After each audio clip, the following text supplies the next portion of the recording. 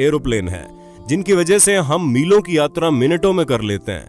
अब जब इतने दिनों से लॉकडाउन लगा हुआ है तो जाहिर सी बात है कि हमारी एरोप्लेन भी आसमान में उड़ने की बजाय जमीन पर आराम कर रही है।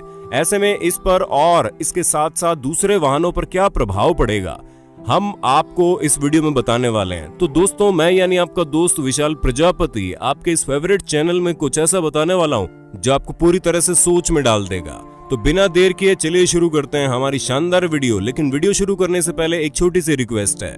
वीडियो के नीचे रेड कलर का सब्सक्राइब बटन दिख रहा होगा, उस पर क्लिक करके सब्सक्राइब कर लें और साइड में बेल आइकॉन भी दिख रहा होगा, उस पर भी क्लिक कर लें ताकि आपको वीडियो मिले सबसे पहले। अगर हम बात करें एरोप्लेन की, तो ये बात किसी से छुपी नहीं है कि ये मेटल के पक्षी जमीन पर बैठकर आराम करने के लिए नहीं बल्कि आसमान में उड़ान भरने के लिए बनाए गए हैं। और ये तो उसी तरह हुआ कि मछली से बोल दिया जाए कि पेड़ के ऊपर बैठकर आराम करो, क्योंकि मछली का काम तो पानी के अंदर तैरना है, ना कि पेड़ के ऊपर बैठकर आराम करना। इसी वजह से जब जो चीज उसकी प्रकृति के हिसाब से नहीं होती तो उसके अंदर गड़बड़ी आनी शुरू हो जाती है, जिसका सबसे बड़ा उदाहरण विशाखापट्टनम में हुई गैस लीक हादसे में आप समझ सकते हो।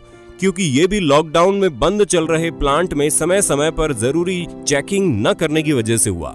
ऐसे में जब इतनी भारी मात्रा में चीजें रुकी पड़ी है तो उसका कुछ ना कुछ असर तो हमें देखने को मिलेगा ही। अब लॉकडाउन के चलते सभी यातायात के साधनों को बंद कर दिया गया है, जिसमें सबसे अहम एरोप्लेन है। और जब से एरोप्लेन का निर्माण हुआ है तब से इसे बनाने व ठीक करने वालों के सामने कई सारी चुनौतियां आई है। लेकिन जो चुनौती अब उनके सामने आएगी वो आज तक नहीं आई, क्योंकि पूरी दुनिया में मौजूद 39,000 एरोप्लेन अब ठप पड़े हुए हैं, जिसमें पैसेंजर एरोप्लेन से लेकर आर्म्ड फोर्स में इस्तेमाल किए जाने वाले एरोप्लेन भी शामिल है। इसमें से अधिकतर हर समय आसमान में उड़ान भरने के लिए तैयार रहते थे। लेकिन अब क्या हाल है ये तो आप अच्छे से समझ रहे हैं। अच्छा, ये चीज तो आपको अच्छे से पता होगी कि जब आप साइकिल कुछ समय के लिए रख देते होंगे तो उसमें से अपने आप ही हवा निकलती रहती होगी, जिसके बाद जब आप 15 से 20 दिन बाद साइकिल को चलाने के लिए निकालते हैं तो आपको टायर में हवा भरवानी पड़ती होगी।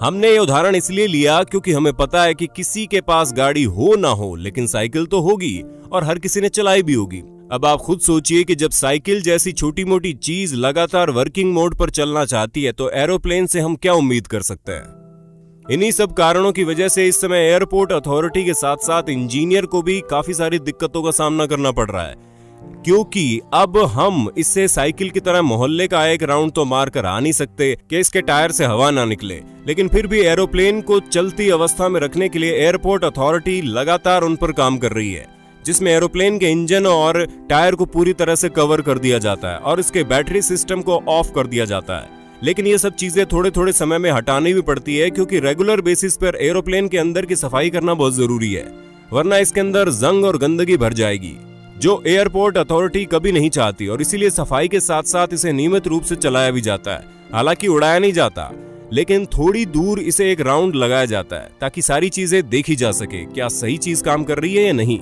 चलिए, ये सब चीजें तो एयरपोर्ट अथॉरिटी देख रही है, लेकिन उनके सामने जो सबसे बड़ी दिक्कत आ रही है वो ये कि उनके पास पार्किंग की जगह बहुत कम है, क्योंकि सभी प्लेन ग्राउंडेड है और इन्हें खड़ा करना होता है, जिस कारण काफी सारी दिक्कतें सामने आ रही है। जिसमें सबसे बड़ी दिक्कत यह है कि एयरपोर्ट अथॉरिटी को पहले से ही कोई इनकम हो नहीं रही, क्योंकि सारा काम ठप पड़ा है। उसके साथ ही इन्हें एरोप्लेन की मरम्मत और देखरेख में खर्चे हो रहे हैं, जो चीज पूरी तरह से इनको इकोनॉमी में डुबो रही है, और ये कब सही होगा इसका कोई भरोसा नहीं है। वहीं अगर हम बात करें कार और बस वगैरह जैसे वाहनों की, तो इसमें कुछ ही ऐसी दिक्कतें देखने को मिलेंगी जहां पर ज्यादा दिनों तक इस तरह के वाहन खड़े रहते हैं। इनका इंजन भारी मात्रा में खराब होना शुरू कर देता है और तो और बैटरी भी डाउन होने लगती है। साथ ही इन वाहनों के पहिए भी जाम हो जाते हैं। इसी वजह से कहा जाता है कि अगर आप कार या फिर दूसरे किसी तरह के वाहन न चला रहे हो तो इसे हर दूसरे तीसरे दिन लगातार 1-2 राउंड मारकर इसका इंजन स्टार्ट करें, ताकि आने वाले समय में कोई भी खराबी देखने को ना मिले।